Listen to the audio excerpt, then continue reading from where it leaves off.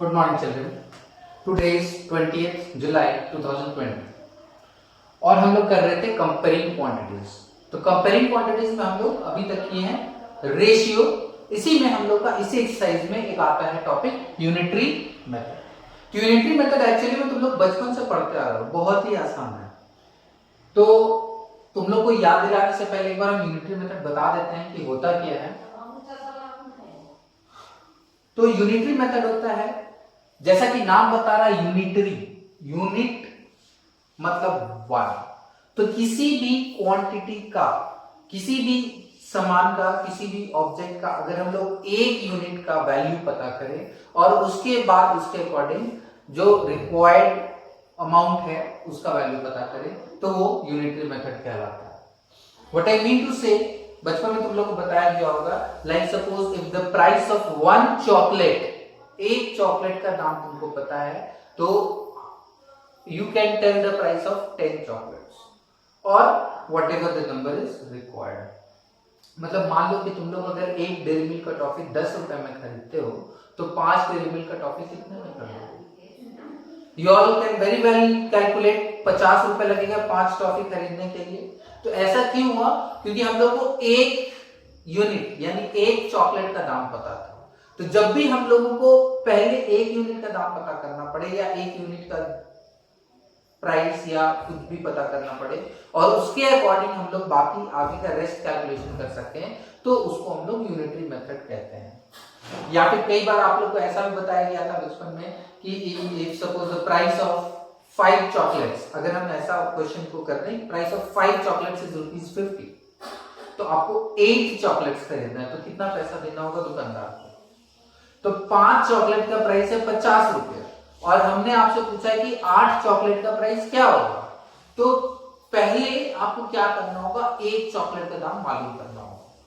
5 chocolate का दाम अगर 50 रुपए है तो एक चॉकलेट के लिए हम लोग क्या करेंगे, डिवाइड करेंगे। हम लोग जब डिवाइड करेंगे तो हम लोग को एक चॉकलेट का प्राइस पता चल जाएगा। प्राइस ऑफ 1 चॉकलेट आ जाएगा 10 रुपीज। तो फिर अब 8 चॉकलेट के लिए हम लोग 10 into 8 मल्टीप्लाई कर देंगे, 80 रुपीज। तो अल्टीमेटली इसमें हम लोग क्या किए, पहले एक क्वांटिटी, एक ऑब्जेक्ट का प्राइस पता किए। तो इस तरह का जब हम लोग करते हैं तो इसको हम लोग यूनिटरी मेथड बोलते हैं। इसको बचपन से हम लोग पढ़ते आ रहे हैं और ये बहुत ही आसान है, बट इसका थोड़ा सा एडवांस लेवल का क्वेश्चन अब हम लोगों को देखने के लिए मिलेगा। तो उसके लिए हम लोग कुछ एग्जाम्पल से इसको और बेहतर समझते हैं।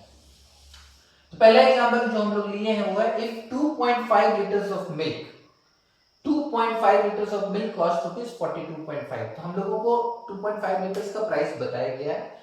How much milk will cost ₹595। तो बचपन में अगर यही क्वेश्चन होता तो हमको यहाँ पे कॉस्ट की जगह मिल्क का क्वांटिटी दिया होता कि 2.5 लीटर्स का दाम इतना है तो 5, 7, 8 लीटर का दाम कितना होगा। तो हम लोग क्या करते हैं, आसानी से 1 लीटर का दाम निकालते और मल्टीप्लाई कर देते। अभी भी वैसा ही करेंगे, लेकिन अभी क्या है, वैल्यूज को थोड़ा सा चेंज कर दिया गया है। यहाँ पर बोला गया 2.5 litres of milk will cost ₹42.5। How much milk will cost ₹595। तो कितना मिल्क हम खरीद सकते हैं ₹595। सॉल्यूशन की ओर आते हैं हम लोग। तो विल सी, जो क्वेश्चन में पहले दिया है उसको हम लोग लिख लेते हैं। For 42.5, for ₹42.5 quantity of milk that you can buy is 2.5 litre. ये हमारे क्वेश्चन में दिया हुआ था कि 2.5 लीटर मिल्क का दाम है ₹42.5।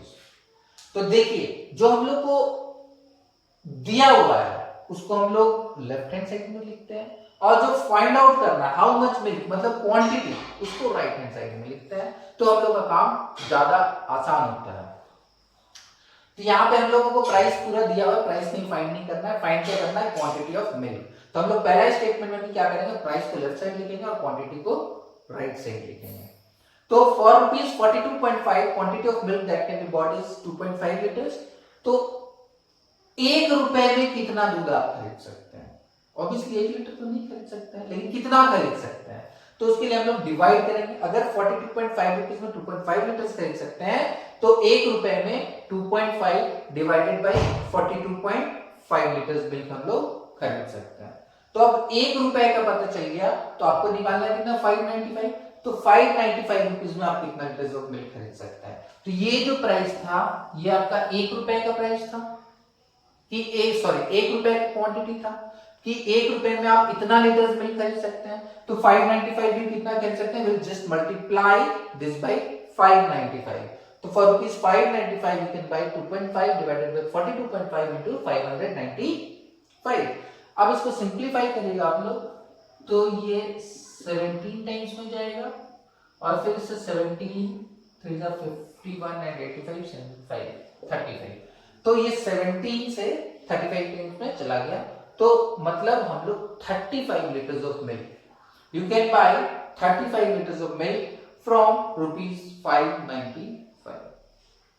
This way you can solve questions based on unitary method. हम लोग एक और एग्जांपल देख के इसको आगे और अपना कंसेप्ट को क्लियर करते हैं।